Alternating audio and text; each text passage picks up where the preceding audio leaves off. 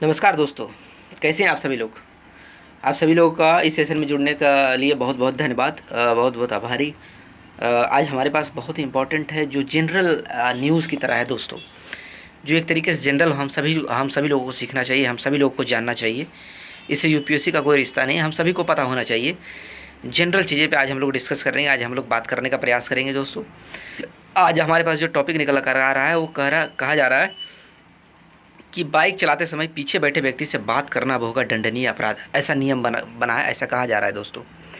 क्यों कहा जा रहा है, इसके पीछे क्या उद्देश्य हैं, कितने दंड होगा, इसके बारे में भी हम लोग बात करेंगे, इसे हम समझने का प्रयास करेंगे। क्योंकि घटनाएं जो होती है दोस्तों आजकल, ये जो बात कही गई है कि बाइक चलाते समय पीछे बैठे व्यक्तियों से बात करना अब होगा दंडनीय अपराध, इसका जो मेन मोटिव है वो दुर्घटना को कम करना है दोस्तों, और जागरूकता को बढ़ाने का काम करना है। इसलिए इस तरीके का नियम बनाए गए हैं।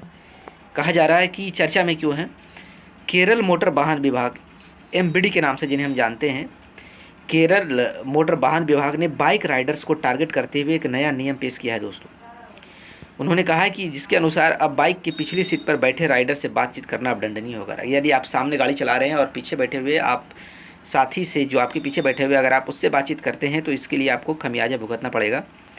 इस निर्देश का उल्लंघन करने पर विशेष दंड का खुलासा भी होगा। लेकिन दंड इसमें ऐसा करने पर आपको दंड भी दिया जाएगा, इसके जो दंड के प्रावधान भी हैं, लेकिन इससे रिलेटेड अभी इसके डिटेल में बात नहीं की गई है कि इसके क्या दंड आपको मिलेगा, जुर्माना होगी, जेल होगा, क्या होगा, किस तरीके का दंड का प्रावधान, इस पर बात नहीं किया गया। लेकिन इस पर दंड आपको दिया जाएगा, मिलेगा, ऐसा जरूर कहा जा रहा है। इसमें महत्वपूर्ण बिंदु क्या क्या है दोस्तों, इस कदम का उद्देश्य सड़क दुर्घटनाओं को कम करना है, ध्यान भटकाने वाले व्यवहार से पैदा होने वाले जोखिम को कम करना है। क्योंकि अगर आपका ध्यान भटकता है, अगर आप आगे चला रहे हैं, आप पीछे बैठे हुए किसी से अगर बात कर रहे हैं तो आपका ध्यान भटकता है, जिसके कारण क्या होता है कि जो एक्सीडेंट होने का जो रिस्क है वो बढ़ जाता है दोस्तों।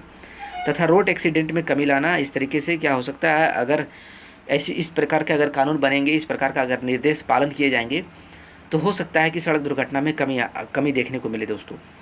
एमबीडी ने इस नियम का सख्ती से लागू करने के लिए सभी क्षेत्रीय परिवहन कार्यालयों, आरटीओ कार्यालय, परिवहन कार्यालयों, जिसको आरटीओ कहते हैं, उसको एक परिपत्र भेज दिया है, यानी उसका कॉपी भेज दिया गया है दोस्तों, यानी इसे लागू किया जाएगा। क्या कहती है रिपोर्ट, क्या कहती है, दोपहिया वाहन चलाते समय पीछे बैठे व्यक्ति से बात करना जोखिम भरा हो सकता है। इससे क्या होता है, क्योंकि इससे सवार का ध्यान भटकता है और दुर्घटना होने का चांस दोस्तों बढ़ जाता है, जिससे प्रतिक्रिया करने का समय धीमा हो जाता है। यानी कहने का मतलब कि अगर आपका ध्यान भटकता है तो आपका जो आप सामने नहीं देख पाते हैं कि आपके सामने क्या आया, आप अलर्ट नहीं हो पाते हैं, आप सामने आई चीज़ों के प्रति आप रिएक्ट नहीं कर पाते हैं और आप दुर्घटनाग्रस्त हो जाते हैं, और स्थिति के जागरूकता कम हो जाती है दोस्तों। ये खतराएं बढ़ती है। इस विकर्षण को के कारण सवार महत्वपूर्ण ट्रैफिक सिग्नल, पैदल यात्री को नज़रअंदाज कर देते हैं, ट्रैफिक सिग्नल को पे ध्यान नहीं दे पाते हैं और बाधाओं को नज़रअंदाज कर सकते हैं। इससे दुर्घटना की संभावनाएं बढ़ जाती है दोस्तों। इसके अलावा बातचीत में शामिल होना, इसमें अक्सर सिर को मोड़ना या मुद्रा को समायोजित करना शामिल होता है, कि यदि आप किसी से बात करते हैं तो अक्सर पीछे आपको मुड़ना पड़ता है, जिसके कारण ये सारी घटनाएं देखने को मिलती है, जो बाइक को और अस्थिर कर सकता है और सवार के नियंत्रण से समझौता कर सकता है दोनों। ये इसके कहने का मतलब हुआ कि अगर आप पीछे मुड़कर किसी से बात करेंगे तो हो सकता है आपका जो बैलेंस है, बाइक चला रहे हैं उसका जो बैलेंस है वो अनबैलेंस हो जाए, वो आप उस पर चीज़ों को बैलेंस नहीं कर पाएँ और आप दुर्घटना का शिकार हो सकते हैं। आपका नियंत्रण कम हो सकता है, आपका कंट्रोल कम हो सकता है, आप अनबैलेंस हो सकते हैं, जिसके कारण दुर्घटना होने का चांस बढ़ जाता है दोस्तों। खासकर उच्च गति या फिर भारी ट्रैफिक में जब इस प्रकार के आप व्यवहार करते हैं तो ये चीज़ें ज़्यादा एक तरीके से दर्दनाक हो सकती है। संयुक्त परिवहन आयुक्त जिनके रूप में मनोज कुमार ने अभी काम कर रहे हैं, उन्होंने आरटीओ से इस व्यवहार के किसी भी मामले के खिलाफ तत्काल कार्रवाई करने का आग्रह भी किया है दोस्तों। हालांकि अधिकारी अब इस बात को लेकर असमंजस में है कि निर्देश कैसे लागू किया जाए, क्योंकि ये लागू नहीं कर पा रहे, चीज़ें बन गई है, ड्राफ्ट तैयार हो चुका है, सब कुछ हो चुका है, लेकिन इसे इम्प्लीमेंट करने के लिए जो अधिकारी है उसको एक परेशानी का सामना करना पड़ रहा है। हाँ, ऑटोमेटिव आगे क्या है, मोटर वाहन अधिनियम क्या है दोस्तों, इसके बारे में हम चर्चा करेंगे। मोटर वाहन अधिनियम यानी कि जो एक्ट है हमारे पास, मोटर व्हीकल का जो एक्ट है, जो नियम कानून बनाता है कि इस देश में मोटर व्हीकल से रिलेटेड, वाहनों से रिलेटेड क्या नियम होना चाहिए, क्या कानून होना चाहिए, उस एक्ट में क्या क्या लिखा गया है, क्या क्या बताया गया है, हम उसके बारे में जानते हैं। मोटर वाहन अधिनियम में भारत की संसद द्वारा स्थापित सड़क परिवहन वाहनों से संबंधित सभी नियम शामिल हैं दोस्तों। इसके अंदर इसमें हमें ड्राइविंग लाइसेंस को देखा जाता है कि ड्राइविंग लाइसेंस क्या है, इसको लेने की क्या प्रक्रियाएँ हैं, एक इंसान को किस प्रोसेस से गुजरना पड़ता है ड्राइविंग लाइसेंस लेने के लिए, क्या इसके तौर तरीके, वाहन पंजीकरण कैसे किया जाता है, इसके रजिस्ट्रेशन के क्या तौर तरीके हैं, यातायात नियम क्या है, यातायात उल्लंघन के दंड क्या है, और प्लस दंड का क्या प्रावधान है, इसमें मोटर बीमा क्या है, अगर आप मोटर बीमा लेना चाहते हैं, इंश्योरेंस लेना चाहते हैं, इंश्योरेंस के क्या मायने हैं, क्या प्रोसेस है, उसके क्या तौर तरीके हैं, तयताएँ क्या है, और बहुत कुछ संबंधित विभिन्न प्रावधानों भी शामिल है दोस्तों। मोटर वाहन अधिनियम के अंदर सब कुछ डिटेल में बताया गया है। भारतीय मोटर वाहन अधिनियम को पहली बार 1988 में लागू किया गया था दोस्तों।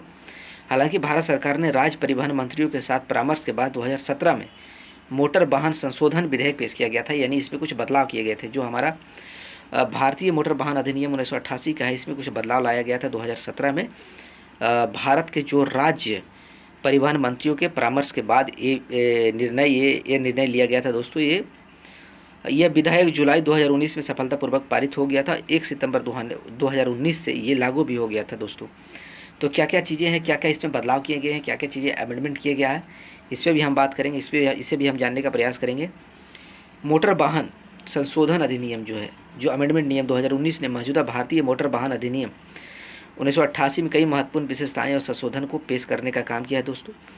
इस परिवहनों का उद्देश्य सड़क सुरक्षा को बढ़ाना है, यातायात प्रबंध में सुधार करना है, और लाइसेंसिंग और पंजीकरण और परिवर्तन से संबंधित विभिन्न प्रक्रियाओं को सुव्यवस्थित करना मेन जिम्मेदारी है।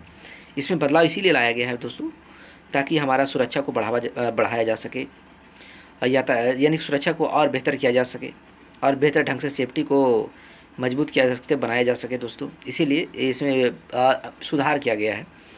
क्या सुधार किया गया है, यही बारे में यातायात प्रबंधों में सुधार किया गया है कि पहले यातायात के नियम क्या थे, अब यातायात के क्या नियम हैं। और लाइसेंसिंग के बारे में सुधार किए गए हैं, रजिस्ट्रेशन के बारे में बदलाव किए गए हैं, परिवर्तन से संबंधित विभिन्न प्रक्रियाओं को फिर से सुव्यवस्थित करने का काम किया गया था दोस्तों। 2019 में जो मोटर वाहन जो अधिनियम जो पेश हुआ था लोकसभा में, हमारे संसद में। अब मोटर वाहन संशोधन अधिनियम 2019 के कुछ प्रमुख विशेषताएं इस प्रकार है कि यानी कि 2019 में जो चीज़ें सुधार की गई उसमें सबसे प्रमुख क्या क्या चीज़ों को ध्यान में रखा गया था दोस्तों।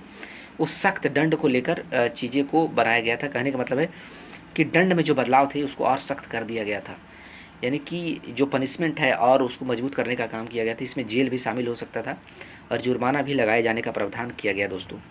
सड़क सुरक्षा के नियमों को बढ़ाया गया, उसके जो सैंबल होते हैं, यानी सड़क सुरक्षा किस किस तरीक़ों से और बेहतर हो सकता है और मजबूत हो सकता है, इस पे काम किया गया था।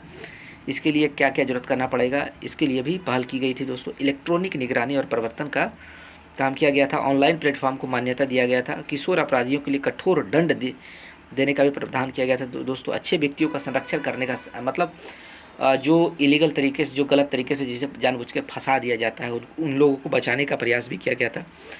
राष्ट्रीय परिवहन नीति बनाई गई। मोटर वाहन दुर्घटना निधि को भी तैयार किया गया था दोस्तों। आज के सेशन में हमारे पास इतना था जो जिसे जानना हम लोगों को बहुत ज़रूरी थी और बहुत जनरल चीज़ें थी, इसलिए हमने आप सब लोग सामने डिस्कस किया। बहुत बहुत धन्यवाद। आप लोग अपना ख्याल